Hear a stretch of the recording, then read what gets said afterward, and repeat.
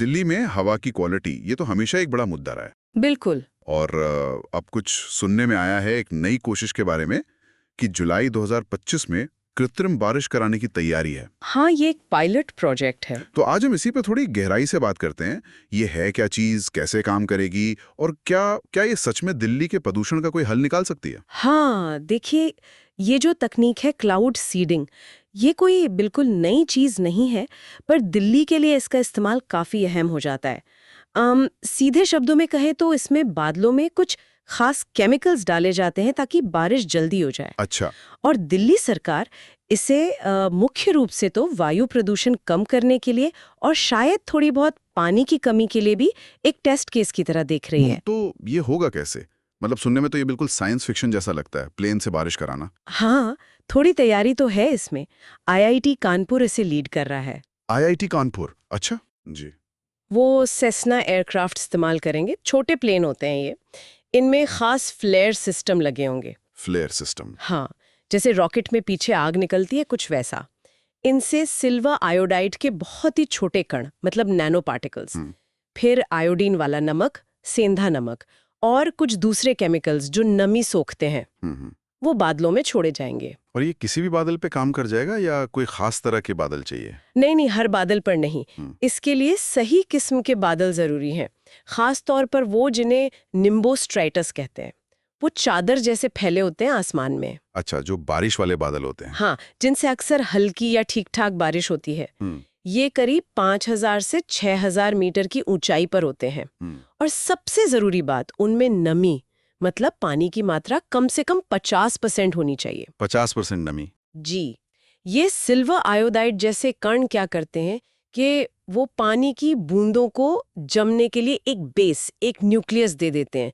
इससे बारिश की बूंदें जल्दी बनती हैं। समझ गया। योजना तो काफी पक्की लग रही है। अच्छा, ये उड़ानें कहाँ होंगी और खर्चा कितना आएगा इसका? प्लान तो ये है कि दिल्ली के नॉर्थ वेस्ट और बाहरी इलाकों में, मतलब जो सेंसिटिव जोन नहीं है, जैसे राष्ट्रपति भवन या पार्लियामेंट एरिया से दूर, ठीक है। वहां 5 उड़ानें होंगी। हर उड़ान लगभग 1.5 घंटे की, और ये करीब 100 स्क्वायर किलोमीटर का एरिया कवर करेगी। 100 स्क्वायर किलोमीटर? और बजट? इस पूरे पायलट प्रोजेक्ट का बजट लगभग 3.2 करोड़ रखा गया है। 3.2 करोड़? पायलट प्रोजेक्ट के लिए ये तो काफी पैसा है। तो इसका मेन मकसद क्या है? सिर्फ बारिश कराना? नहीं नहीं, मेन मकसद है हवा साफ करना बारिश के जरिए। उम्मीद ये है कि जब बारिश होगी तो हवा में जो खतरनाक PM 2.5 और PM 10 कण तैर रहे हैं, हाँ, वो सबसे खतरनाक होते हैं। बिल्कुल, वो बारिश के साथ धुलकर नीचे आ जाएंगे। इससे एयर क्वालिटी बेहतर होगी। और एक अच्छी बात यह है कि इसके असर को नापने का भी प्लान है। वो कैसे करेंगे? दिल्ली का जो CAQMS नेटवर्क है ना, continuous air quality monitoring station, हाँ हाँ, जो जगह जगह लगे हैं। जी, उनका डेटा लगातार देखा जाएगा। तो क्लाउड सीडिंग से पहले और बाद में हवा की क्वालिटी में क्या फर्क आया, ये रियल टाइम में पता चलेगा। अच्छा, ये तो ठीक है। तो टाइमिंग क्या है इसकी? कब शुरू हो सकता है ये? देखिए, दिल्ली कैबिनेट ने तो मई शुरू में ही मंजूरी दे दी थी। पहले सोचा था कि मई एंड या जून में करेंगे, पर अब सारी साइंटिफिक और DGCA की, मतलब एविएशन वाली मंजूरियां मिल गई हैं। तो अब जुलाई में बस सही मौसम का इंतजार है। सही मौसम मतलब वही नमी वाले बादल? हाँ, बिल्कुल सही तरह के बादल और उनमें जरूरी नमी। अगर सब ठीक रहा तो ये दिल्ली में पहली बार होगा ऐसा कुछ। लेकिन क्या ये तकनीक बिल्कुल फुल प्रूफ है? मतलब इसमें कोई दिक्कतें या चिंताएं भी हैं? अरे बिल्कुल है। ये कोई जादू की छड़ी तो है नहीं। इसकी कामयाबी पूरी तरह मौसम पर टिकी है। सही बादल चाहिए, उनमें पानी चाहिए, और एक और जरूरी बात, बादलों के नीचे की हवा सूखी नहीं होनी चाहिए। अच्छा, क्यों?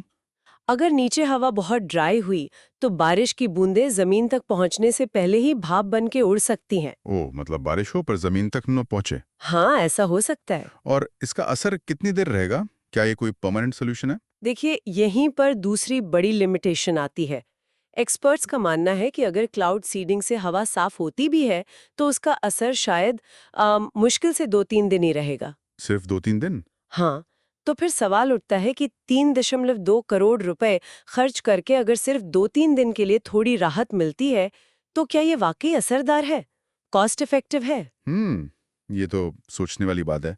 आपने वो सिल्वर आयोडाइड का जिक्र किया था, क्या उससे कोई खतरा वगैरह भी है? देखिए, सिल्वर आयोडाइड सबसे कॉमन सीडिंग एजेंट है, लेकिन हाँ, इसके पर्यावरण और सेहत पर क्या असर हो सकते हैं, इसको लेकर कुछ चिंताएं तो हैं। पहले सीपीसीबी मतलब सेंट्रल पोल्यूशन कंट्रोल बोर्ड ने भी इस पर सवाल उठाए थे। अच्छा। हालांकि इस पायलट प्रोजेक्ट में शायद इसकी मात्रा कम इस्तेमाल होगी, पर अगर इसे बड़े स्केल पर इस्तेमाल करें तो इसके लंबे समय के असर पर और स्टडी की ज़रूरत है। तो मतलब बड़ी पिक्चर देखें तो ये तकनीक फौरी राहत तो दे सकती है, पर इसे प्रदूषण का कोई स्थायी हल मान लेना वो शायद ठीक नहीं होगा अभी। तो यहाँ कुल मिलाकर बात यह है कि दिल्ली कृत्रिम बारिश के लिए तैयार है। ये एक वैज्ञानिक प्रयोग है, काफी बारीकी से इसे मॉनिटर किया जाएगा। एक बड़ा कदम तो है ये। हाँ, महत्वाकांक्षी तो है। बिल्कुल। लेकिन ये मौसम पर बहुत निर्भर है और सिल्वर आयोडाइड के इस्तेमाल पर भी कुछ सवाल हैं जिन पर नजर रखनी होगी। सही कहा। और जाते जाते एक सवाल सबके सोचने के लिए छोड़ जाते हैं। क्या ये क्लाउड सीडिंग जैसी तकनीकें भविष्य में शहरों को एयर पोल्यूशन जैसी चुनौतियों से लड़ने में एक टिकाऊ, भरोसेमंद तरीका दे पाएंगी? या फिर ये बस एक महंगा और कुछ वक्त के लिए काम आने वाला उपाय ही बनकर रह जाएंगी? ये देखना अभी बाकी है।